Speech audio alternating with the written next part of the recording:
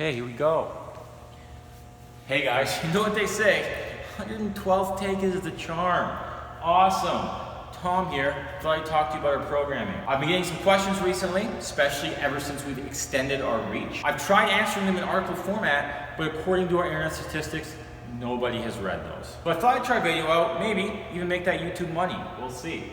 Easiest thing I want to do is just break down 3 days. So I think the primary principle I want to get across with this video is the importance of practice. A long time ago, I read that a perfect program done in an imperfect manner produces mediocre results, whereas an imperfect program done perfectly is going to produce some pretty good results. And what I mean by that is consistently doing the program, but more importantly, really practicing your movement quality and making sure you get the mechanics and consistency in there before you start just throwing in intensity. So that concept of practice is pretty evident in these 3 days. In the middle here, we have squat snatch. So we have 3 days, squat snatch in the middle. We're doing a snatch cycle. So I knew I wanted to test people's 1 rep max squat snatch, get like a number to work on some percentages and get some practice in over the next 6 weeks. So I had that down on my piece of paper. And there's an Excel sheet. There's some other stuff written down, but that was like a big one. But outside of that, I was like, how can I incorporate practice? Well, what can we practice with the squat snatch? Well, we've been doing a lot of overhead stuff in lockdown, so we can practice getting maybe comfortable with some stability under the bar, snatch balance. But we can also practice pulling under the bar. And that's kind of what we've done with these 3 days. So we're gonna practice pulling under the bar and moving ourselves around an external object, which is one of the important parts of weightlifting. So I was like, how can I do that? I want to introduce that concept before snatch day. I was like, oh, we can use the med ball clean.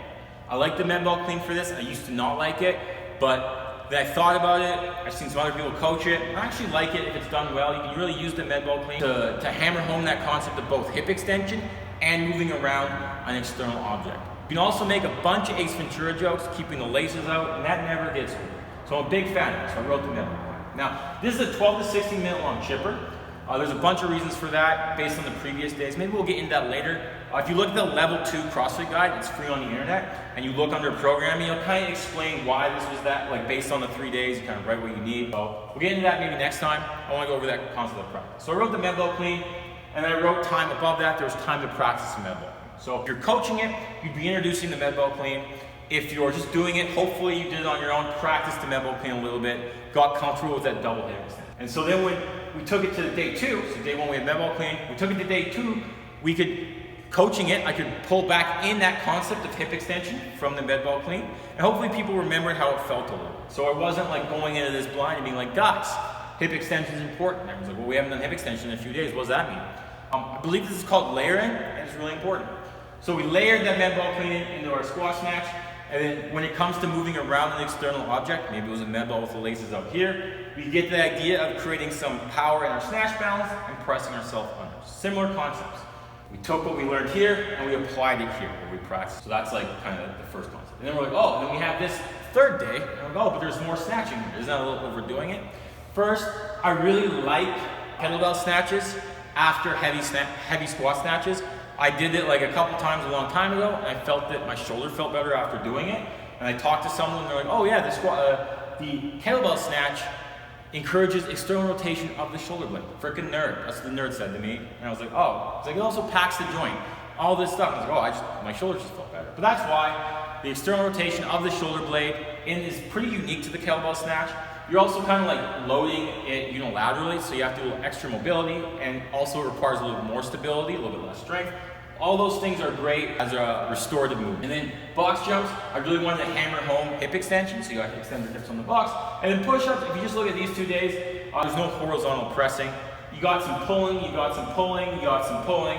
Lack of pressing, throw it in some push-ups, get our chest spin. And then you're like, oh, but then why does it say rest 3 minutes, 150 kettlebell swings? Well, that day's 12 to 16 minutes long.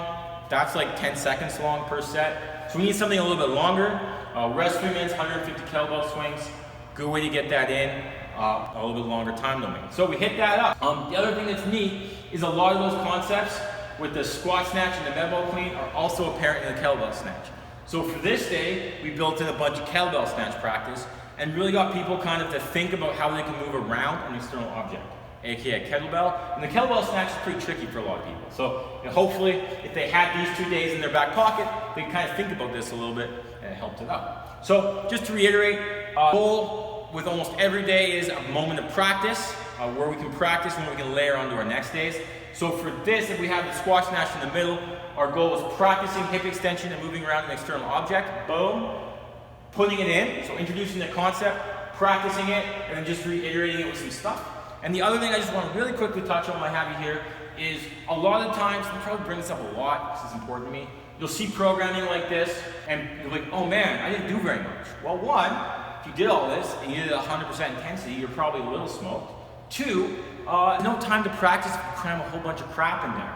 So if I cram this 12-minute AMRAP into this day, which is what a lot of people would do, I'm not going to have time to go over what a tall snatch is and really drive home some of those concepts with that. And that's really important. Same thing here, getting the med ball clean in, doing a proper running workout warm-up with some like high knees, ABCs and all that, so we get good sprints in and not that kind of like ultra marathon shuffle, so we can get under that 60-minute time domain is also important. And again, that's practice. And so if you want one takeaway, it's like, how can I make each of these days about practice? And hopefully that helped. I might do this again, I might not. If you have a specific question about the programming, comment below. If this is a YouTube video, we're just going by the seat of our pants here.